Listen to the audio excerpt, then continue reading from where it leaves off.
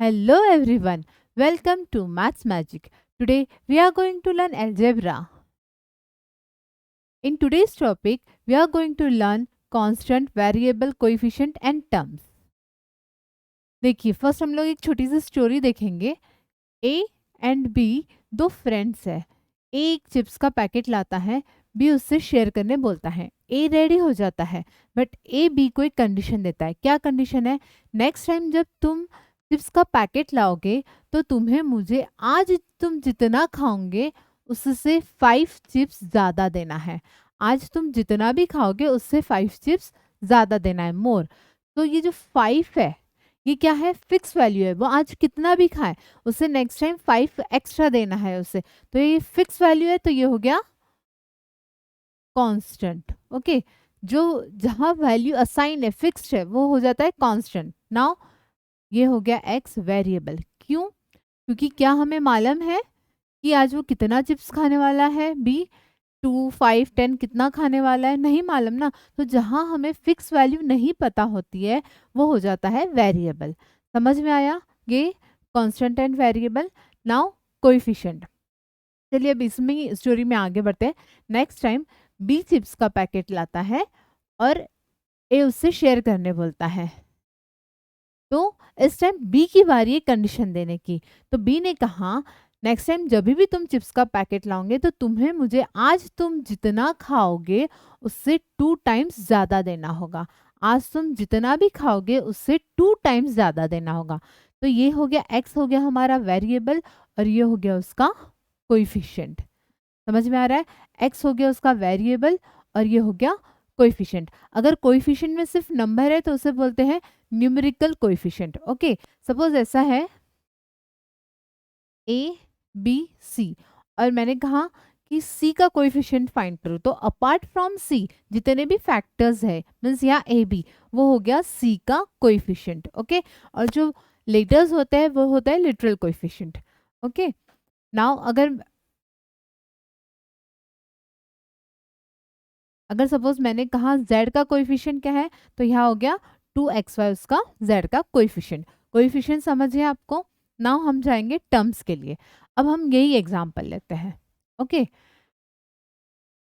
जो algebraic expression में parts होते हैं ना उसको जो कनेक्ट करता है प्लस या माइनस साइन से वो हो जाते हैं टर्म्स. जो पार्ट कनेक्ट होते हैं ना उसे बोलते हैं टर्म्स. जैसे यहाँ x एक टर्म हो गई है,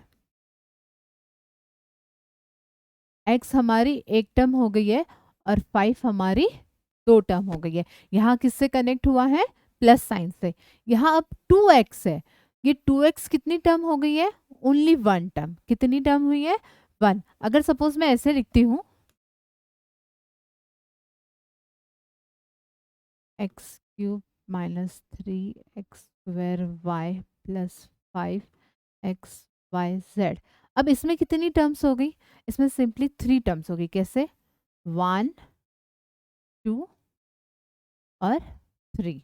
कितनी टर्म्स हो गई यहाँ? 3. नंबर ऑफ टर्म्स कैसे फाइंड करते हैं समझ में आ रहा है? अगर मैंने कोई ऐसा एग्जांपल लिया 2x into 3y divided by 5 divided by 6xy. तो ये कितने टर्म्स हो गए? ये पूरा एक टर्म हो गया. इसमें एक भी जगह प्लस या माइनस आ रहा है क्या? नहीं. अगर हम इसे सिंप्लीफाई भी करें तो कितना हो जाएगा? ये 2 3 6xy डिवाइडेड बाय 6 5 30xy. इसे और भी आगे सिंप्लीफाई करते हैं बट ये क्या हो गया? ये एक टर्म हो गया. समझ में आ रहा है आपको? और एक हम एग्जांपल लेंगे 9 3/x. अगर हमने ये लिए तो ये ऐसा अगर आता है तो इसमें कितनी टर्म्स आ जाएगी? इसमें 2 टर्म्स आ जाएंगी. कैसे ये हो जाएगा? इसे हम कैसे लिख सकते हैं? सिंपली 9 प्लस 3/x है ना. मतलब कितनी टर्म्स हो गई?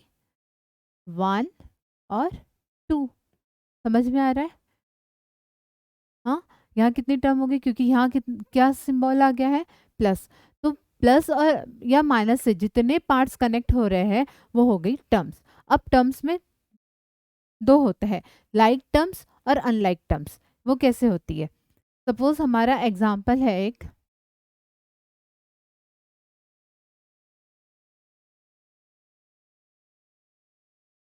X 5x minus 9x। तो यहाँ जितने भी लिटरल कोएफिशिएंट्स है, ये कितने हैं, लिटरल फैक्टर्स है, वो क्या है, x है। यहाँ वो सेम है, सारे सेम है, x x x। तो ये हो गया लाइक, ये हो गया लाइक टर्म्स। और अगर ऐसे है 5xy 3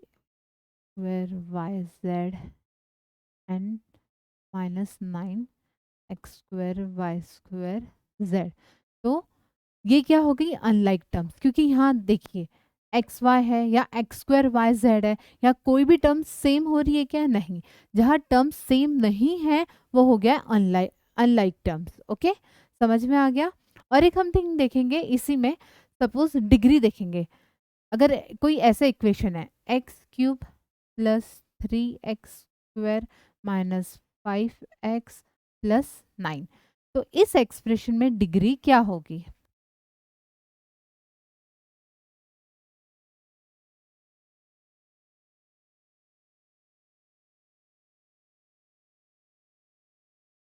इस एक्सप्रेशन में हाईएस्ट डिग्री क्या होगी, 3। ओके, जो भी एक यहाँ ये लाइक फैक्टर हो गया, सॉरी ये लाइक टर्म हो गया, तो यहाँ हाईएस्ट पावर क्या है, 3। तो इसकी डिग्री क्या हो गई है, 3। अब बट अभी कोई ऐसा एक्सप्रेशन है अनलाइक टर्म्स है, अगर अलजेब्रिक ऑपरेशन में, तो उसकी हाईएस्ट डिग्री कैसे निकालते हैं।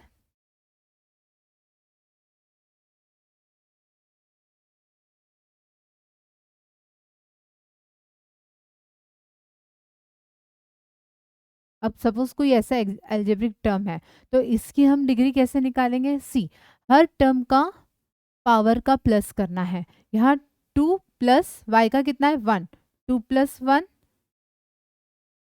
3, यहाँ का कितना हो गया है, 3। यहाँ का पावर कितना है, 2 प्लस 2 प्लस 1 मीन्स 5, और यहाँ कितना है, 1 प्लस 1 प्लस 3 मीन्स 5। मतलब हाईएस्ट कितना है यहाँ, 5। तो ये एक्सप्रेशन का, ये अलजेब्रिक एक्सप्रेशन का हाईएस्ट पावर कितना हो जाएगा, 5। समझ में आया आपको। ओके, अब हम नेक्स्ट लेक्चर में एडिशन देखेंगे। अलजेब्रिक एक्सप्रेशन में जो एडिशन वाला पार्ट होता है वो कैसे करना चाहिए वो देखेंगे। Okay, thank you.